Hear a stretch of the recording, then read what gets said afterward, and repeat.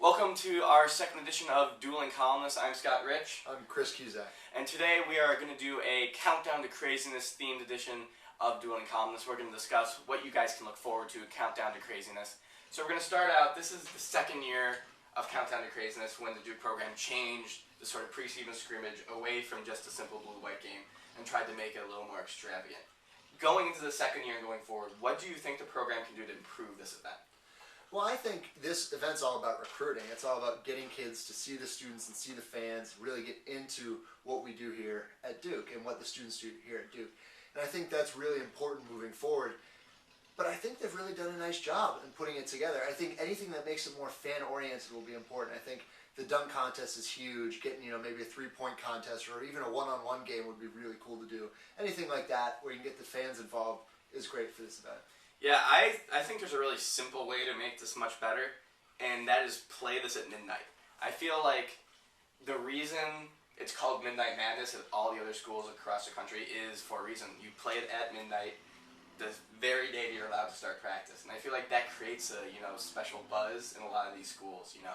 Watching basketball at midnight, on a Thursday night is sort of a strange, unique thing. I feel like that in many schools, that's why this is so exciting. So I feel like just even doing a simple change like that, I'm not sure what the logistics would be, but if they could figure that out, that would add a little more aura to the event as opposed to just being, Friday night, let's go watch a team practice type of thing. Well, but there's one problem with that, and this year it's broadcast live on ESPN with three other schools, and it's a big event. It's in prime time. It's going to be awesome for the recruits, especially to see what the fans do here and what the atmosphere is. And if it's at midnight, you wouldn't get that kind of exposure. Very true. Let's move on to the game itself now. Obviously, the blue-white game is part of Countdown to Craziness, and that's a great chance to see some of the new players, see some of the developing players, and see the improvements they've made over the summer for the first time. Besides, the stars like Smith and Singler, who's the guy that you're going to look out for in this game? Well, I'm going to look out for Seth Curry. Last year, he didn't have a great game. He looked nervous. It was his first game in a Blue Devil uniform. This time, I think he'll have to come out firing because he's fighting for a backcourt job. There are a lot of guys. It's a crowded backcourt. I think he'll really have to come out firing to keep his spot. Yeah, I think the guy to really look at is going to be Ryan Kelly. The thing about this Duke team that people don't realize is after Mason Mouse Plumlee, there really isn't any experienced big man. Yes, Kyle Singler will probably play at the 4 a little bit, but Ryan Kelly most likely is going to be called upon to be the first big man off the bench.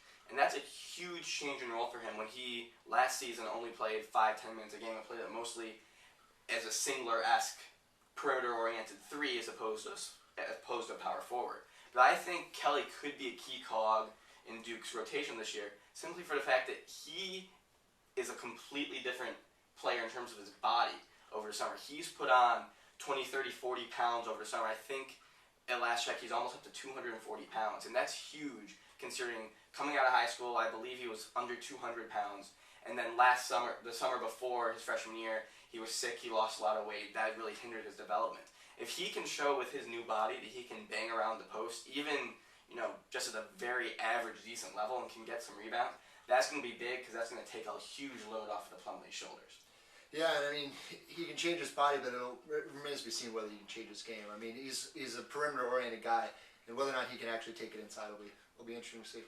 Exactly. So, last question here, this is more of a fun question. Obviously, one of the things that the students seemed to enjoy most about Countdown to Craziness last year was the dunk contest. Oleg Chiz and Andre Dawkins were co-champions. Obviously, Oleg transfer will not be here to defend this title. So who do you have winning that competition? Oh, man, we're really going to miss Oleg at this event. The team will especially. He was such a dynamic force in there. But I think Andre Dawkins is going to come out and really surprise some people. He's had a lot of time to work on his dunking ability.